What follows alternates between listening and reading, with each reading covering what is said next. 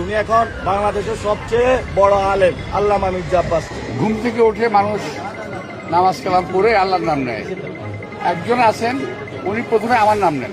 মির্জা আব্বাস, মির্জা আব্বাস, মির্জা আব্বাস, মির্জা আব্বাস, মির্জা আব্বাস, মির্জা আব্বাস, মির্জা আব্বাস, মির্জা আব্বাস, আব্বাস সাহেব, আব্বাস সাহেব। মির্জা আব্বাস, মির্জা আব্বাস, মির্জা আব্বাস একটা তসবি দিয়ে দিতে হলো হাতের সামনে। উনি সকালবেলা উঠে আল্লাহর নাম নিয়েই চাঁদাবাজি শুরু করেন। ঘুম থেকে উঠেই আল্লাহর নাম নেয় কিনা আমি জানি না ভাই, আমার নাম প্রথম নেয়। বেশি বলে ফেলছি, তো আমি ওনাকে নিয়ে আর বলতে চাই না।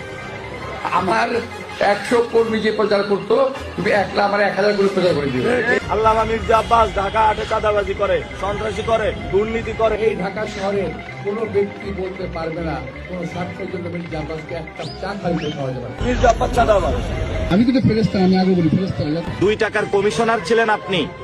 ও আমার ছেলে 14 বয়সে, আমি ওদের কাজকর্ম বলে কি দুষ্ট বেশি ধরে নিচ্ছি আমি। শোনেন, বয়সে ছোট হতে পারি কিন্তু অভিজ্ঞতার ঘাটতি আপনার চেয়ে বেশি আছে।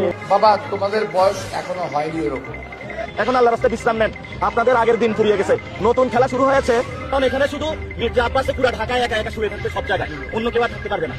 বাংলাদেশে যদি ক্রিমিনাল র্যাঙ্কিং করা হয়, বাংলাদেশের সবচেয়ে বড় অন্যতম গডফাদার এবং ক্রিমিনাল নাম্বার 1 হলো মির্জা আব্বাস। ছেলেটা আমাকে একটু মানে এমন জায়গায় আঘাত করছে যাতে আমি রিয়েক্ট করি।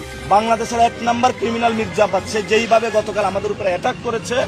হাতটা ভাঙে, এটা আমি সোশ্যাল মিডিয়ায় প্রথম দেখলাম, শুনলামও প্রথম। দাউদ ইব্রাহিম তোমার গডফাদার এবং ক্রিমিনাল। আমাকে উত্তেজিত করার চেষ্টা করতেছে, কিন্তু ওরা বোঝে নাই যে ওদের মতো বহু ইলেকশন পার করে আমি আসছি। মির্জা আব্বাস ভাইয়ের আজকে বিবাহ বার্ষিকী, ভাইয়ের উত্তরোত্তর সফলতা কামনা করি। ছাগল পাগল কত কথা বলে, সবটা শোনা যাবে না। আসলে আমাদেরকে চাঁদাবাজ থেকে মুক্ত করে দাও, আমিন। টেন্ডার সন্ত্রাস থেকে মুক্ত করে দাও, আমিন।